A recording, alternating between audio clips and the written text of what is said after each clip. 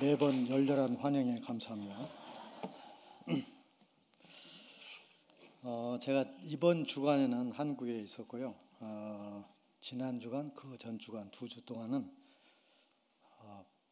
심양이라는 도시에 있었습니다. 거기에 제가 가끔 가는 한국 목사님 운영하는 중국인 신학교가 있는데 아파트를 얻어가지고 비밀리에 신학 교육을 하고 있습니다. 주로 학생들은 만저울이라고, 거기가 지금 만주 좌북쪽 내몽고, 몽고 바로 밑에 있는 그 지역에서 학생들이 주로 오고 있습니다.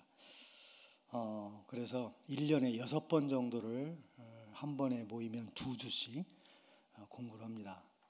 그분들은 다 목회를 하는 분들이고 자기 직업이 있어요. 그 직업에, 생업에 종사하면서 어떤 사람은 500명 교회, 어떤 사람은 30명 교회, 그렇게 운영하는 목회자들입니다.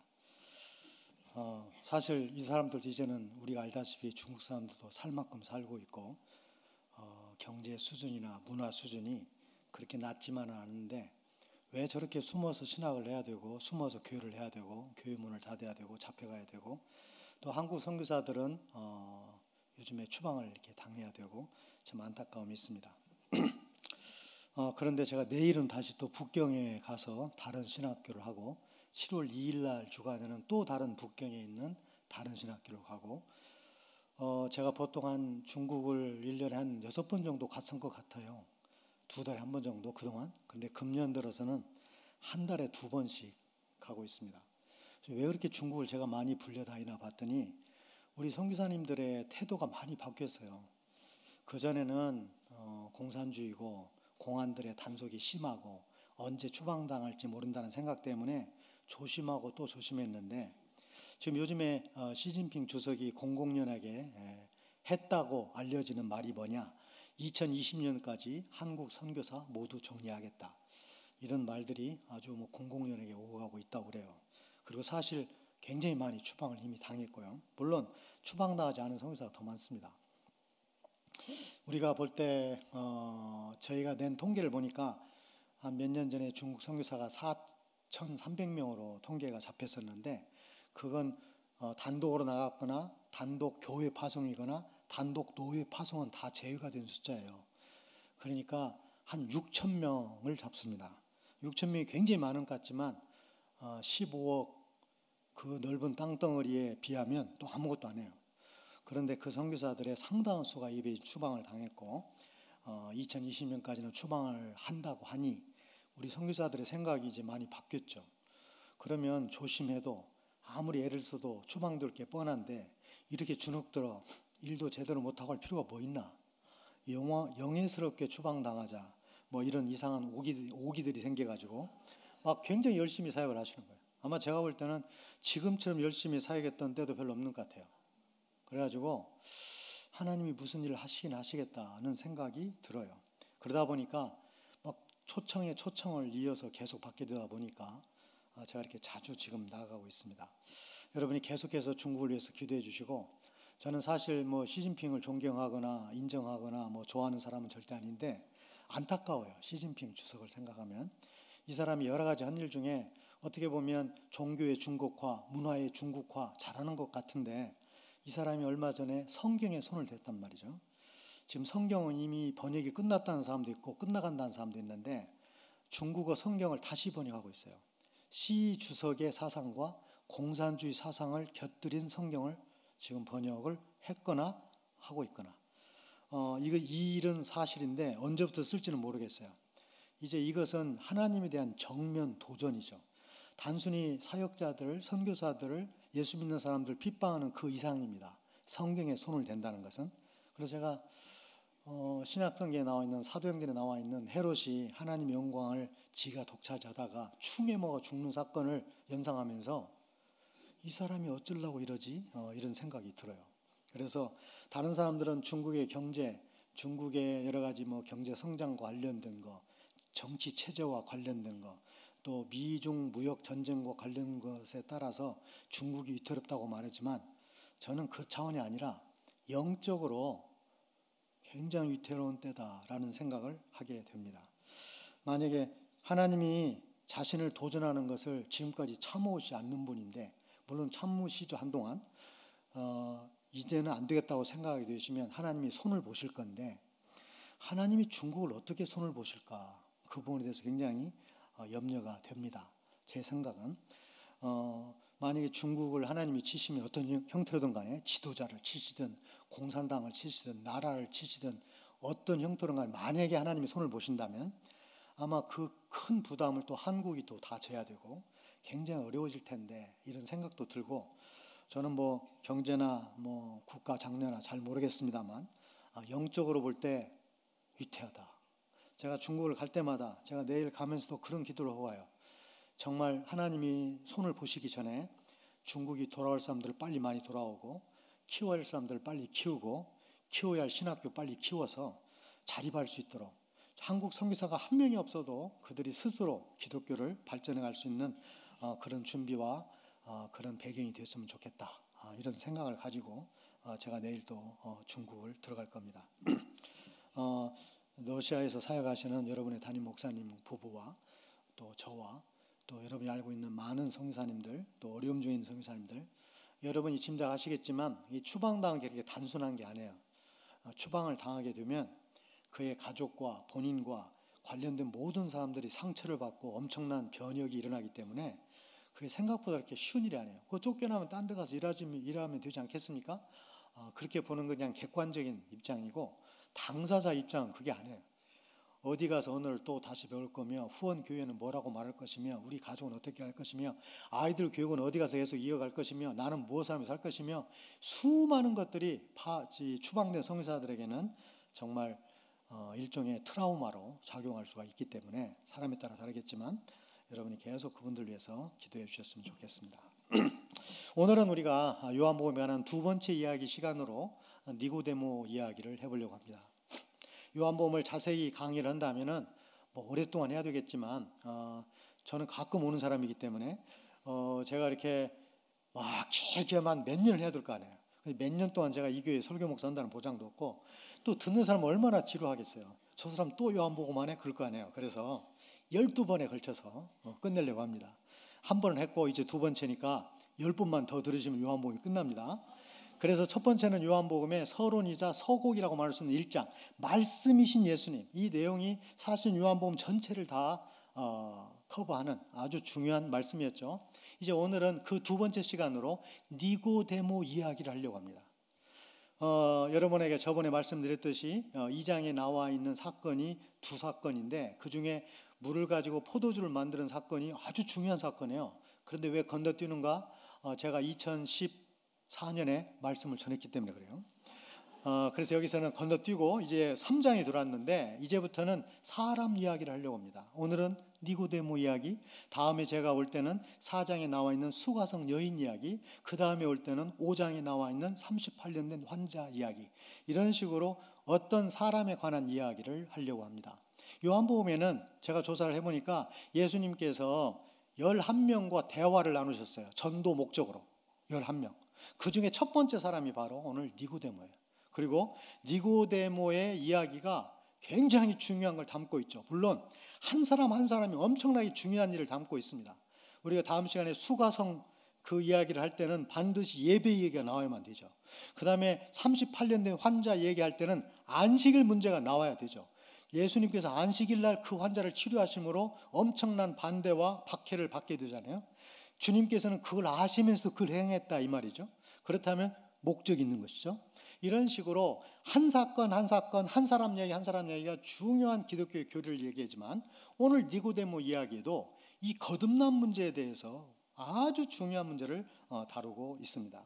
그래서 오늘 니고데모 이야기를 하려고 하는데, 이 니고데모 이야기는 아주 상당히 단순한 니고데모의 소개로 시작을 합니다. 바리새인 중에 니고데모라는 사람이 있었습니다. 그는 유대 공의회 의원이었습니다. 이렇게 단순해요. 그리고 바로 니고데모가 밤에 예수님을 찾아온 얘기로 이어지고 있습니다. 그런데 이 단순하게 소개된 이 니고데모에 대한 소개, 이것만 보더라도 니고데모가 얼마나 그 당시 사회적으로 종교적으로 대단한 위치에 있었는지는 확실히 드러납니다. 먼저 이 사람은 바리새인 중에 니고데모라고 되어 있죠. 그 당시 바리새인이 몇 명 있는가? 한 6천여 명 됐다고 그럽니다. 전국적으로. 그런데 이 바리새인은 예수님께서 그들의 의식과 그들의 잘못된 신앙을 너무 혹독하게 비판하셨기 때문에 우리는 스스로 이렇게 생각해요. 바리새인은 못된 사람들, 굉장히 수준이 떨어진 사람들, 내지는 신앙을 잘못 가진 사람들, 바리새인이 되어서는 안 되는 사람들로 생각하기 쉬운데, 맞아요. 그런 부분이 있죠. 그런데 그렇게 봐만 볼 문제가 아니에요. 바리새인은 유대인이 정한 613개의 조항을 적어도 겉으로 다 지키는 사람이에요. 그래서 바리새인들은 그 당시에 모든 이스라엘 사람들로부터 존경과 인정을 한 몸에 받는 사람이었어요. 오죽했으면 바울이 자기 자신의 사도권을 변호하면서 빌립보 3장에서 자기를 이렇게 말합니다. 무익하다고 말하면서 이렇게 말하죠. 내가 율법으로는 내가 바리새인이다. 그리고 율법의 의로는 흠이 없는 자다. 이렇게 바울이 왜 그렇게 변호하겠어요? 그 당시 바리새인을 그렇게 알아줬던 것이에요, 사실. 그런데 그렇게 알아줬던 6천 명 중에 한 사람, 바리새인만 되더라도 이 사람은 사실 내놓을 게 있는 사람이에요, 그 당시. 그런데 그 다음 말은 더 무섭죠. 유대 공의의원이다. 이 공의회라는 것은 헬라어에서는 아르콘이라는 단어를 썼습니다. 아르콘이 뭐냐? 통치자라는 뜻이에요. 그 사람들이 물론 총독도 있고 왕도 있었지만 이 사람들도 통치자급에 있는 사람이 누구냐? 바로 공의회, 사내들인 공의원이었어요. 70여 명으로 구성이 되어 있는데 이 사람들은 우리나라의 국회의원보다 더 권한이 대단해요. 왜냐하면 국회의원들은 입법권을 갖고 있죠. 사내들인 공의원은 입법권과 사법권을 갖고 있어요. 그러니까 우리나라의 법원과 국회의원을 합해놓은 것이에요. 그 대단한 위치에 있는 사람, 이 사람은 그러니까 종교적으로 정치적으로 대단한 사람이었다, 그 말입니다. 그런데 그 사람이 너무도 대조적으로 뭐가 그렇게 마음에 걸려서 어느 날 밤중에 예수님을 찾아와요. 어떤 사람들이 이렇게 해석합니다. 그 당시 사람들은 낮에는 일하고 밤에는 토론도 하고 대담도 하고 뭐 질문도 하는 시간을 갖는 게 보편적이기 때문에 예수님도 바쁘시고 그 다음에 이 공의원도 바쁘실 것이니 밤 시간을 택한 게 아니겠는가, 그렇게 순수하게 볼 수도 있어요. 그러나 그렇게 순수하게 보는 데는 문제가 있어요. 왜냐하면 왜 밤에만 찾아와야 되는가, 이 문제도 있고, 나중에 보시면 19장 50절에서 요한이 니고데모를 상기시키면서 뭐라고 하냐면 일찍이 예수께 밤에 찾아왔던 니고데모, 아니 그 밤에가 일상적인 일이고 누구나 하는 일이라면 밤에 찾아왔던 걸 강조할 필요가 뭐 있겠어요. 그러니까 이 밤에 찾아왔다는 말은 어쩌면 다른 사람들의 눈을 의식해서 혹이라도 자기 평판에 흠이 가는 걸 막기 위해서, 혹이라도 이단이라고 잘못된 종교인이라고 책하는 다른 동료들의 눈길을 피하기 위함이 아니었겠는가. 제가 볼 때는 그렇게 보는 게 훨씬 나을 것 같습니다. 밤에 찾아와가지고 이 사람이 물었는데 뭘 묻냐면 선생님이라고 부르면서 당신은 하나님께로부터 온 선생이 틀림없다는 거예요. 왜냐하면 당신이 하는 일을 보니까 이건 하나님이 함께하지 않으면 안 되는 일이라는 것이에요. 그러니까 굉장히 다른 사람과는 달리 예수님에 대해서 정확한 평가와 인정을 하고 있는 것을 볼 수 있어요. 그런데 예수님은 그에 대해서 칭찬을 하시거나 반절 인정을 하시거나 그러지 않으시고 전혀 관계없이 보이는 이 말씀을 하신 겁니다. 사람이 거듭나지 않으면 하나님 나라를 볼 수 없어. 사실 이 말은 예수님께서 이 택하신 니고데모를 향해서 영적인 중요한 교훈을 주신다는 의미도 있겠지만, 바리새인 중에 한 사람인 니고데모에게는 조금 어이가 없는 말일 수도 있어요.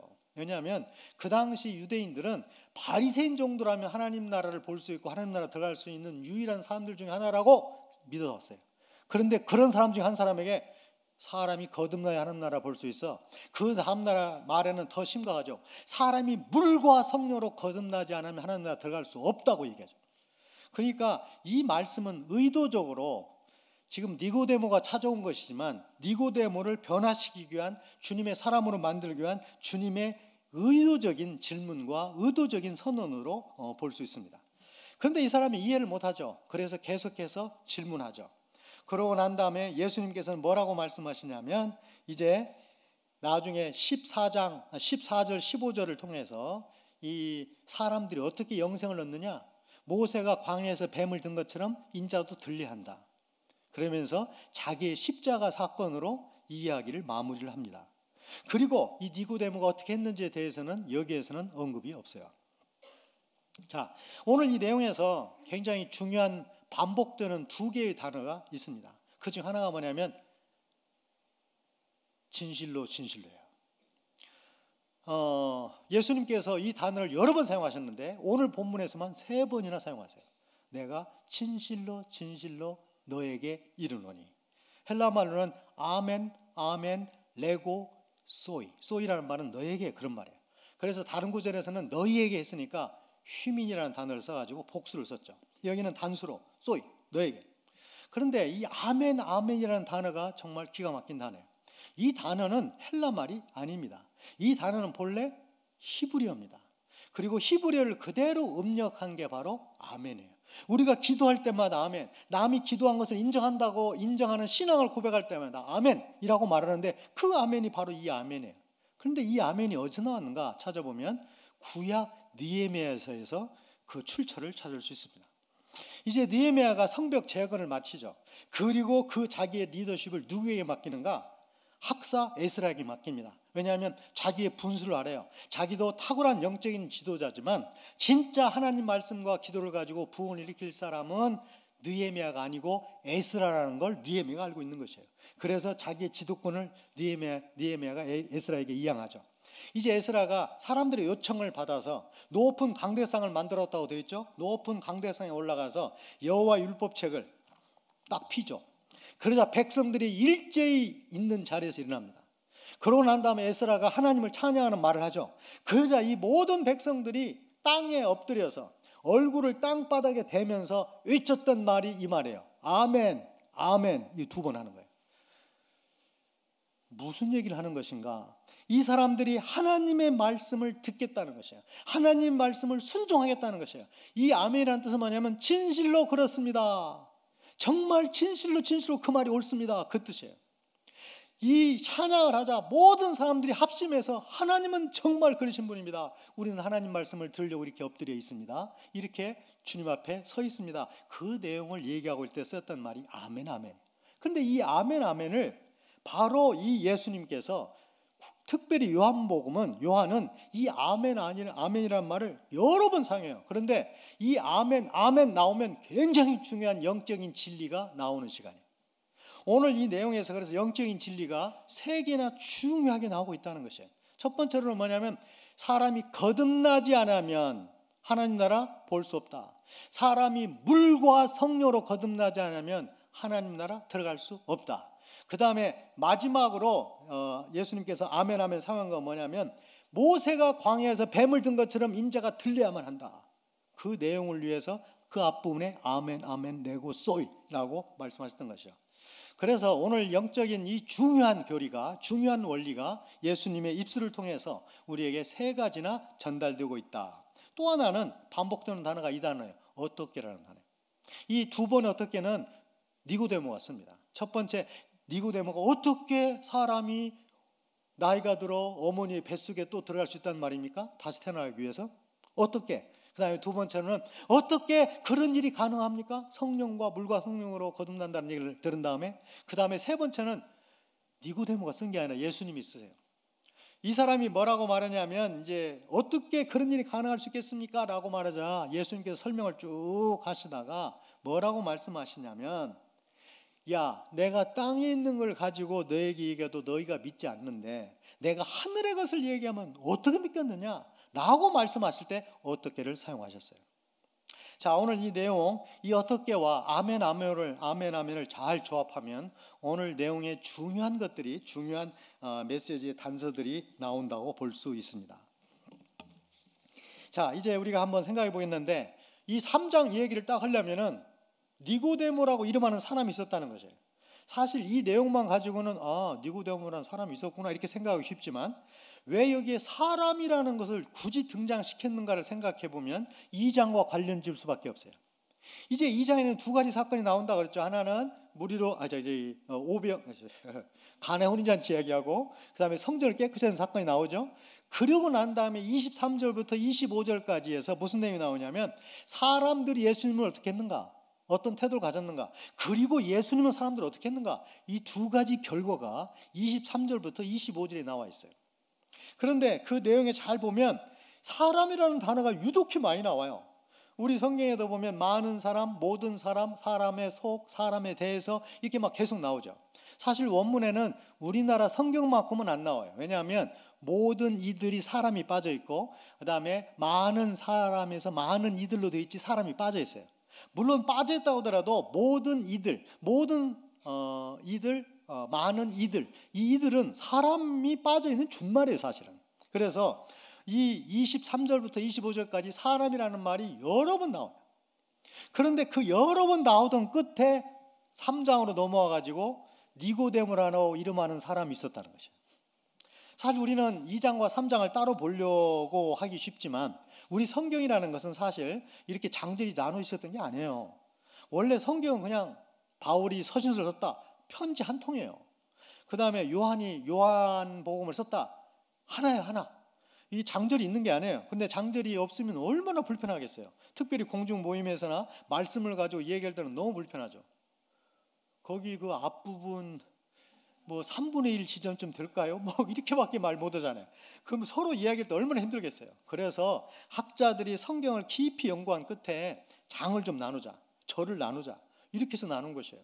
또 여러분이 성경 보면 동그라미가 있죠.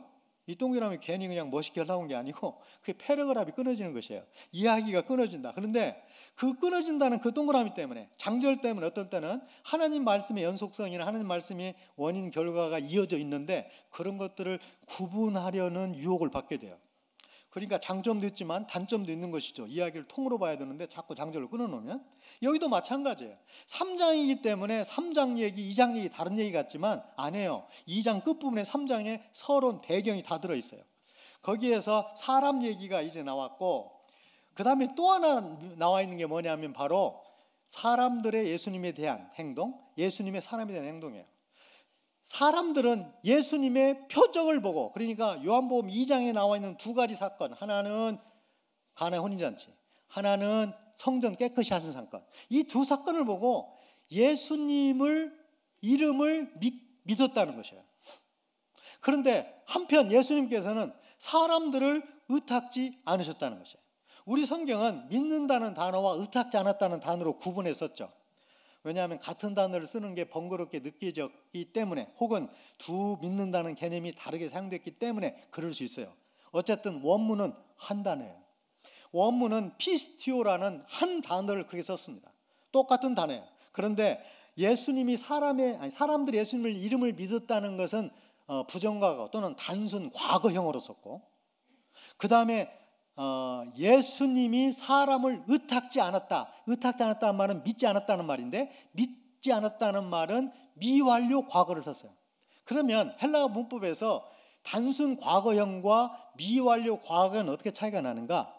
단순 과거형은 한 번 했다는 것이에요. 한 번 그렇게 했다는 것이에요. 그 다음에 미완료 과거는 뭐냐면 계속해서 그렇게 했다는 것이에요. 그러면 사람들이 예수님의 표적을 보고 한 번 믿은 것이에요. 야, 대단하다, 저분 대단한 분 같아, 이렇게 한 번 믿어줬다는 것이에요. 그에 대해서 예수님께서 어떻게 하셨는가? 저들을 믿지 않으셨다는 것이에요. 근데 않았다는 말이 한 번 믿지 않았던 게 아니라 계속해서 안 믿었다는 것이에요. 이게 뭘 말하는가? 지금 이 사람들의 잘못된 신앙을 지적하고 있는 것입니다. 지금 이 사람들은 예수님의 표적을 보고 예수님을 한 번 믿는 것이에요. 어이구 대단한 분이구나, 이렇게. 그런데 예수님은 저들을 믿지 않으시는 것이에요. 왜냐하면 저들이 잘못된 신앙으로 자기를 믿고 있기 때문에 그들을 믿지 않는 거예요. 이 내용에 보시면 이 사람들은 믿음의 행위가 지속적이고 계속해서 하나님을 믿는 쪽으로 되어 있는 게 아니라 그냥 그 보이는 것만 가지고 그 순간에 믿는 것이에요. 이게 바로 이례적이고 보이는 것 가지고 근거를 삼은 믿음을 얘기합니다. 제가 우리 선교지에서 우리 부족 사람들의 성경을 번역할 때 제가 요한복음을 번역할 때 참 당황했던 게 뭐냐면 우리 부족 말에 믿는다는 단어가 없었기 때문에요. 사실 믿는다는 단어가 없으면 요한복음을 번역하는데 얼마나 애로사항이 많겠어요? 매일 믿는다 밖에 없는데. 그래가지고 굉장히 고민했죠. 그러면 사람들은 믿는다는 단어 없이 살 수 있는가? 살 수 있어요. 그런데 문제는 뭐냐? 믿는다는 개념도 없을까? 이 문제예요. 사람이 믿는다는 개념조차 없이 살 수 있을까? 그건 불가능해요. 사실 우리가 여러분 오늘 교회 나오신 이유는 뭐냐면 오늘 안디옥 교회가 예배를 드린다는 믿음 때문에 나오신 거잖아요. 여러분이 편히 앉아 계시죠? 지붕이 안 무너진다는 믿음 때문에 그런 거죠. 만약에 바닥이 꺼지면 어떻게 할 거예요? 그런 의심이 들면 어떻게 할 거예요? 굉장히 불편하겠죠. 사실 사람은 여러 종류의 믿음을 가지고 이 땅에 살고 있어요.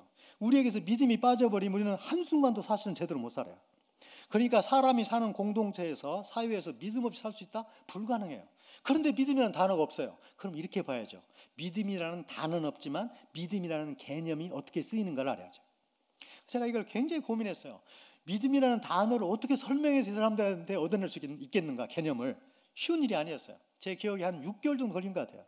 그러니까 다른 번역하면서 틈날 때마다 믿음이라는 단어를 얻기 위한 노력을 하는 것이죠. 그러다가 6개월 만에 제가 한 어떤 뭘 찾았어요. 그건 우리 부족 한 형제가 자기 친구에게 돈을 주는 것이에요. 그 돈을 주는 목적이 뭐냐면 너는 해안에 가서, 해안이 이 사람들 걸음으로 일주일 걸리니까 자주 나갈 수 있는 곳이 아니죠. 2주 걸리니까 갔다 오는데 친구에게 돈을 주면서, 인도네시아 돈을 주면서, 우리 부족들은 돈을 안 써요. 가게도 없고 돈 쓸 일이 없어요. 물물 교환이니까.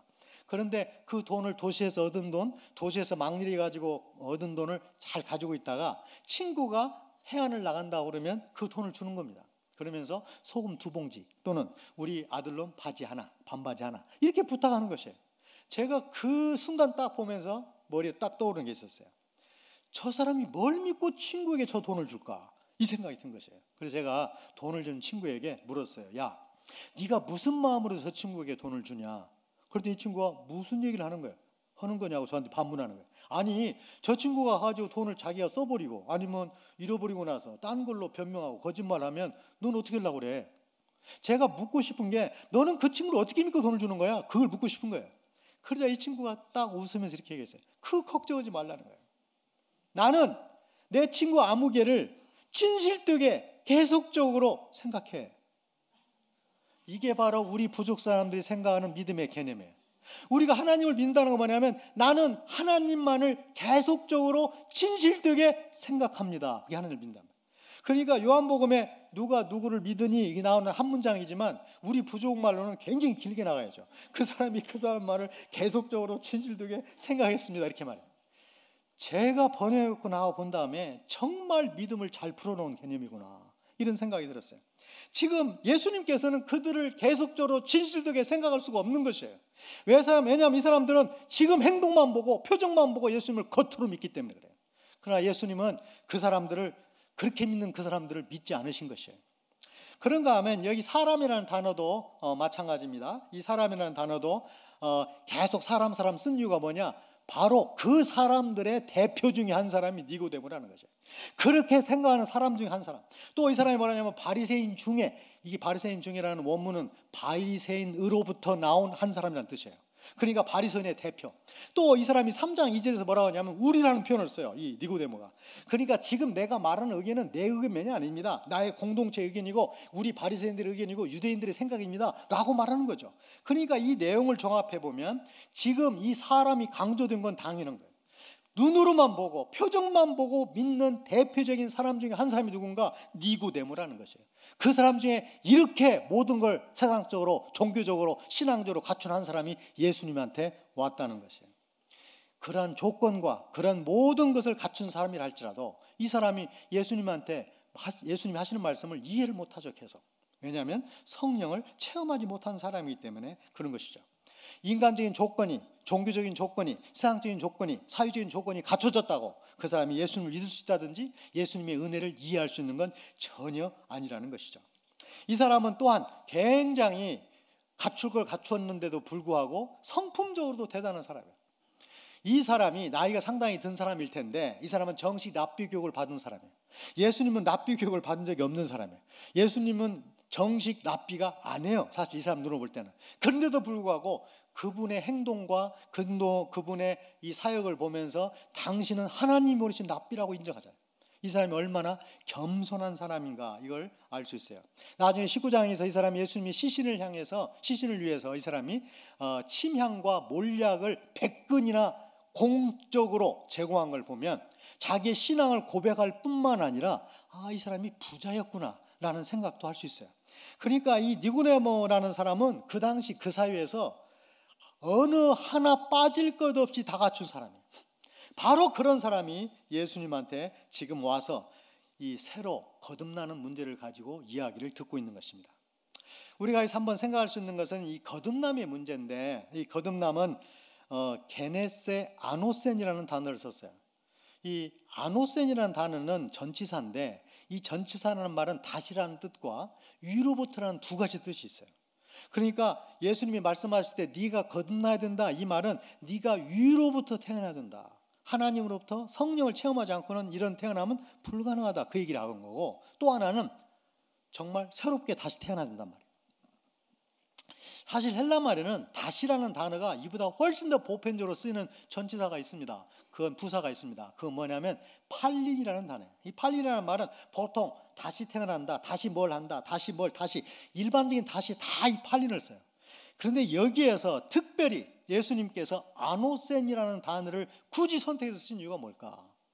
이 아노센이라는 단어는 좀 특별한 의미가 있습니다. 그건 뭐냐면 다시 태어나긴 하지만 처음에 태어남과 똑같은 질과 똑같은 방법과 똑같은 조건으로 태어나는 것을 여기서 말하는 다시를 말하는 것이에요. 그러니까 책을 찍어내듯이 계속해서 반복적으로 뭐가 나오는 게 아니고, 거듭나는 것이 아니고, 말씀을 통해서 성령의 역사하심으로 한 사람 한 사람이 같은 질로, 같은 내용으로, 같은 수준으로 태어났음을 말씀하시는 거예요. 우리의 한 사람 한 사람의 거듭남은 그냥 공장에서 찍어내듯이 다시 만들어진 게 아니에요. 성령께서 한 사람 한 사람을 두고 계획하시고 예수님을 보내시고 예수님을 통해서 죄를 다 씻어주시고 성령님을 통해서 그를 주님의 자녀로 삼으시는 사역을 한 사람 한 사람 질이 떨어지지 않게 똑같은 수준으로 하셨다는 것을 의미합니다. 지금 주님께서 우리에게 그 얘기를 하고 계신 것이에요. 더군다나 여기에 보시면 물과 성령으로 거듭났다는 얘기가 우리에게 상당한 의미를 주고 있습니다. 사실 물이라는 것은 뭘 얘기하냐면 사죄를 얘기하는 거죠. 성령의 죄 씻음. 그 다음에 성령이라는 말은 성령의 중생을 얘기하는 거죠. 그러니까 사실 같은 얘기예요. 같은 분에 의한 같은 사건이에요. 그런데 왜 물과 성령이라고 했을까? 사실 여기 물과 성령은 한 가지 얘기라는 것을 요한복음 7장과 에스겔서 36장을 보면 그걸 쉽게 이해할 수 있습니다. 요한복음 7장에 보시면 너의 배에서 생수의 강이 흐른다. 생수의 강이 흘러서 목마르지 않는다. 그런데 그 내용과 바로 이어서 뭐라고 하냐면 주님이 바로 말씀하신 건 성령이었다, 이렇게 말씀하고 있어요. 에스겔서 36장에 보시면 맑은 물로 씻어 너를 정케 한다고 말씀하시면서 내가 너에게 새 영을 주어 그 일을 하게 하겠다는 것이에요. 그 새 영이 성령이에요. 그러니까 요한복음 7장을 볼 때, 에스겔서 36장을 볼 때 물과 성령은 같은 얘기구나 알 수 있어요. 그런데 왜 예수님께서는 그냥 성령만 쓰셔도 될 걸 가지고 물과 성령으로라고 말씀하셨을까? 아마 그것은 우리가 생각할 수 있는 것은 이 물이 갖고 있는 특별한 특성 때문이 아닌가라는 생각이 들어요. 왜냐하면 이 성경에서 물은 특별한 의미로 사용되는데 죽음, 심판과 관련되어 사용합니다.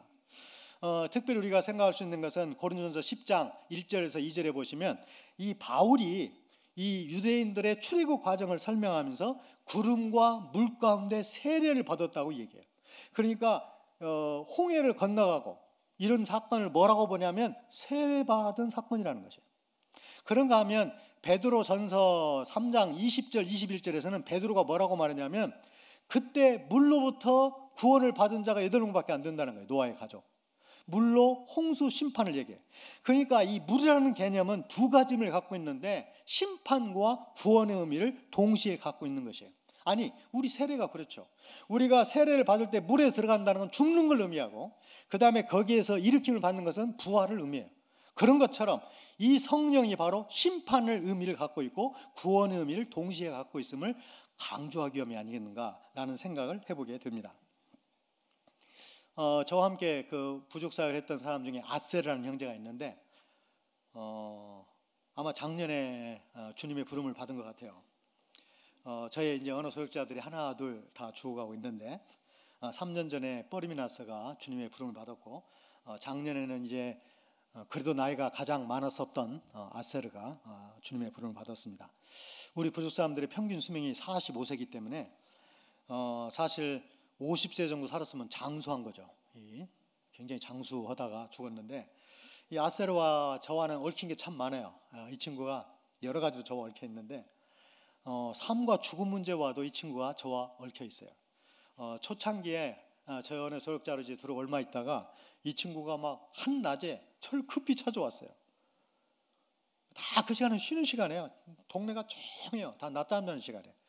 12시부터 한 3시? 어떤 날은 2시? 그 정도는 전부 다 낮잠을 자요.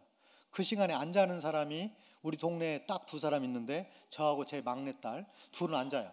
우리는 잠은 밤에 자는 거지 낮에 잔다는 걸 인정하지 않는 사람이기 때문에 깨어 있어요. 뭘 집을 수리도 하고 책도 보고 그 더운 데서 쉬고 있는데, 그 조용했던 그 마을이 아세르가 막 허겁지겁 찾아온 거예요. 찾아와가지고 자기 죽겠다는 거예요. 좀 살려달라는 거예요. 뭔 소리를 하는 거냐. 막 귀를 보여주면서 보이냐는 거예요. 봤더니 시커먼 벌레가 있어요. 이 친구가 물에서 이제 샤워를 하다가 이 머리가 이제 완전 곱슬인데 흑인이고 이 머리에 물벌레 같은 게 붙어 있었던 모양이에요. 그런데 오다가 이 벌레가 내려오다가 귀로 들어간 거예요. 그러니까 이 친구가 손으로 빼려고 그러는데 자꾸 이 손으로 밀면 밀수록 이 벌레가 깊이 들어가가지고 안을 무는 거예요. 이 친구가 대나무로 꼬챙이를 만들어가지고 자기가 꼬챙이를 가져와서 꼬챙이를 만들어가지고 그걸로 빼보려고 했는데 이 벌레가 아프니까 찌르니까 더 깊이 들어가가지고 이제는 빼기 힘들 정도로 깊이 들어가 있어요. 시커멓게 보이는데 이걸 빼달라는 거예요. 이게 자꾸 자기를 물어가고 자기가 죽을 것 같다는 거예요. 막 완전히 난리가 났어요. 그래서 제가 핀셋을 가져와가지고 빼보려고 했는데 핀셋이 날카롭지만 딱 잡으면 이게 각질이라 딱 잡히면서 더 안으로 들어가요. 안 잡혀 이게. 그리고 얘가 살아있기 때문에 잡을수록 더 들어가서 막 무는 거예요. 자기도 뭘 무는지 무니까 뭐 이 친구는 막 죽는다 그러고, 제가 그 순간에 기도했어요. 하나님, 이 친구 살려야 되겠는데 어떻게 하면 좋겠냐고. 그런데 딱 지혜가 생긴 게 뭐냐면 이놈이 살아서 그렇구나. 이 벌레가 죽는다면 핀셋이 됐든 머리 됐든 뭐 꼬챙이가 됐든 갈고리 됐든 빼는 거 쉬운데 살아있으니까 어려운 거 아니에요. 그래서 제가 잠시 기다려고 해가지고 모기향을 가지고 왔어요. 모기향을 펴가지고 너 귀 대라. 그래가지고 모기향을 대가지고 막 독한 이 모기향을 직접 한참 동안 쓰인 거예요. 그리고 딱 건드려 보니까 안 움직인대요. 죽은 거예요. 그래서 제가 핀셋으로 아예 좋은 핀셋을 가지고 딱 잡아가지고 그냥 으깨듯이 깍 잡아가지고 싹 빼버렸어요. 그때 이 친구가 그 다음부터 저를 자기를 살려준 사람이라고, 생명의 은인이라고, 자기는 죽을 뻔했는데 살았다고, 그래서 아주 좋은 관계를 유지하게 되었죠. 제가 그 벌레 사건 때문에 깨달은 게 뭐냐면 이 죄라는 것은, 욕망이라는 것은 죽기 전까지는 안 되는구나. 빼내려고 더 들어가서 더 붙잡는구나. 이런 걸 깨달은 적이 있는데, 어쨌든 그 친구가 그걸로 저와 연결이 됐고, 얼마 뒤에 그 집에 외아들인데 딸 하나 있고 아들 두 번째가 외아들인데 그들은 애가 안 생겼고, 이 외아들이 폐렴 증상이 나타난 거예요. 그래서 제 차가 간호사니까 이제 약물을 조제해가지고, 문제는 이 친구에게 약을 주고 몇 시간 남아 먹으라고 하면 안 먹어요. 아니 못 먹어요. 시간도 모르고 그런 개념이 없어요. 그러니까 뭐 한꺼번에 많이 먹이거나 안 먹이거나 그렇게 뻔하기 때문에 이건 누가 가서 먹여줘야 돼요. 시간마다. 그래서 제가 그렇게 하기로 했어요. 그래서 제 기억에 6시간마다 먹였던 것 같아요. 6시간마다? 6시간 하면 8시간인데 6시간마다 약을 이제 시럽으로 만들어가지고 그 집에 방문하는데, 우리 지역이 비가 많이 오는 지역이에요. 뭐 밤중에도 오고 낮에도 오고 또 길도 진흙바닥 미끄러운 데가 참 많은데, 제가 정말 생각해봐도 제가 되게 수고를 많이 했어요. 5일 동안 6시간마다 제가 시간 맞춰가지고 양부를 타가지고 그 집에 방문하는 거예요. 그래가지고 후레쉬 불 켜가지고 그 애 자는 애 깨워가지고 또는 신음한 애를 깨워가지고 약을 계속 먹인 거예요. 5일 만에 걔가 살아났어요. 그러니까 폐렴균이 잡힌 것 같아요. 그래서 이제 이 친구가 건강하게 지금까지 살아있는데 이제 청년이 돼가지고, 그 다음에 이 친구가 저한테 찾아온 거예요. 아버지가 와가지고 당신 이름을 좀 써야 되겠다는 거예요. 뭔 소리냐 너. 우리 부족 사람들은 은혜를 입고 생명을 구해준 사람한테는 그분의 이름을 쓰는 관습이 있대요. 그래야 이 아이가 오래 장수한대요. 그러면서 제 이름을 쓰겠다는 거예요. 나는 그거 싫다. 우리 동네에서는 나같이 어른의 이름을 함부로 부르는 거 아니다. 야, 내가 내 이름을 걔한테 주면 애들이 다 내 이름 부르고 다닐 텐데 나 싫다. 계속 아주 이름을 써야 된다는 거예요. 우리 아이가 그래야 산다는 거예요. 그래서 제가 타협안을 내놓기를, 그러면 내 이름 한자만 쓰는 걸 허락하겠다. 그래서 제가 연을 줬어요. 연. 그래서 그 아이 이름이 웨이라소 연이에요. 그래서 그 뒤에 동네만 가면 이제 애들이 막 부르면서 연 부르고 놀아요. 제가 떠날 때도 그 이현이라는 애가 이제 그때는 청년이 돼가지고 그 얘기를 해요. 당신이 바로 내 생명을 구해줬다고 아버지한테 들었다. 나는 당신을 생명의 은인으로 생각한다. 그런 일이 있었는데 이 아세르 집안과 이 맺은 인연이 바로 그런 거예요. 어쩌면 그들에게 육체적으로 거듭남이었어요. 죽을 뻔했어요. 아니 죽었다고 생각됐어요. 그런데 살아날 수 있었어요. 바로 이 문제가 주님이 지금 말씀하시는 거듭남의 이야기예요. 지금 우리는 다 죽도록 되어 있었고 죽을 수밖에 없어요. 그런데 성령께서 이 땅에 우리를 향해서 오셔가지고 우리를 다시 살려놓으신 것이에요. 죽음을 넘어서게 해주신 것이에요. 바로 오늘 그 얘기를 하고 있는 게 오늘 말씀입니다. 자, 그렇다면 이제 7장과 19장에 나와 있는 마지막으로 이 니고데모의 마지막 이야기를 하고 오늘 이 말씀이 우리에게 주는 교훈을 한번 살펴보려고 해요. 사실 니고데모 이야기는 이걸로 끝이 아니에요. 7장에서 어떤 일이 있는가? 예수님을 향해서 비난하는 공의회 의원들을 향해서, 유대인 지도자들을 향해서 니고데모가 한마디 하죠. 우리 율법은 도대체 그 사람에 대해서 알아보지도 않고 행동을 보지도 않고 심판하느냐라고 말하면서 예수님 편에 서게 되죠. 그러니까 그 당시 예수님 편에 쓴다는 건 쉬운 일이 아니에요. 왜냐하면 예수님이 종교적으로는 신성 모독이요, 이건 사형감이에요. 로마 법으로 보면 이 예수님은 반역자로 되어 있어요. 국가 전복을 기도한 사람으로 되어 있어요. 그러니까 이 사람을 옹호하고 신앙을 인정하는 것은 그 사람을 인정하는 것이고 위태로운 일이에요. 그런데 니고데모가 7장에서 그 일을 해요. 그런데 이 요한은 뭐라고 얘기하냐면 전에 예수께 왔던 니고데모, 다른 니고데모가 아니고 그 니고데모라는 것이에요. 그런데 19장에 가면 한 걸음 더 나가요. 이렇게 소개해요. 일찍이 예수께 밤에 찾아왔던 니고데모. 왜 그가 밤에 찾아왔겠는가를 설명하는 것이에요. 그가 밤에 왔다는 것은 그의 영적인 상태가 밤에 속한 사람, 어둠에 속한 사람이었다는 것이에요. 그러나 이제는 더 이상 어둠에 속한 사람이 아니고 자기의 신앙을 드러내고 자기의 위치와 자기의 위상과 자기의 모든 기득권을 손해가 보더라도, 아니 그것 때문에 문제가 생기더라도 나는 나를 털어내겠다, 이런 신앙의 모습을 보여주는 게 바로 19장이에요. 이 전승에 의하면, 우리 뭐 역사적인 기록에 나와 있지 않지만 전승에 의하면 이 니고데모가 결국 그 후에 공의원 자격을 박탈하고 사형을 당했다는 전승이 있기도 해요. 그런지 안 그런지 잘 모르겠지만 이 니고데모는 여기 와서 결정적으로 자기의 모든 걸 다 내려놓고 주님 앞에서 신앙을 인정하죠. 그래서 사실은 예수님께서 첫 번째 만나신 대화 대상자 니고데모와의 대화는 해피엔딩이에요. 이 사람이 바로 주님을 믿는, 주님을 위해서 모든 것도 버릴 수 있는 그런 대단한 신앙가로 이 사람이 발전했기 때문이죠. 자, 그렇다면 이 니고데모의 이름을 한번 마지막으로 생각할 필요가 있죠. 이 니고데모 이름이 뭐냐면 니코데모스. 이게 니코라는 말은 승리라는 뜻이에요. 이긴다는 뜻이에요. 데모스는 민중, 백성이라는 뜻이에요. 그래서 이름에 직역하면 이긴 백성 또는 백성을 이긴 사람, 이렇게 말할 수 있어요. 이게 만약에 이긴 백성이라면 그 주님을 반대하는, 니고데모의 신앙을 반대하는 사람을 이긴 사람이 되었고, 이 사람이 바로 이긴 백성 안에 들어간 사람이 되었다는 그런 영적인 의미가 이름 속에 있는 게 아닌가 생각해 볼 수 있어요. 자, 그렇다면 마지막으로 오늘 이 니고데모 이야기를 통해서 우리 얻을 수 있는 교훈이 무엇이 있겠는지 한번 생각해 보겠어요. 첫 번째로는 니고데모를 보면서 영적인 깨달음이나 영적인 은혜라는 것이 인간적인 조건, 세상적인 조건으로 되는 것이 아니구나. 오늘 여기 보시면 이렇게 갖춘 사람이 있기도 힘들어요. 그런데 이 사람이 주님의 은혜를 받기 전에는 여전히 주님의 은혜 밖에 있는 사람이었다. 인간적인 조건, 세상적인 조건으로 주님의 은혜가 주어지는 예는 하나도 없다. 이걸 알아야 될 것입니다.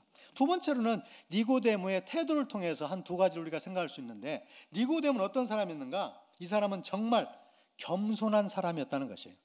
이 사람이 겸손했기 때문에 주님이 만나주신 건 아니지만 이 사람이 갖고 있는 겸손함이 돋보이는 것은 우리가 인정할 수밖에 없어요.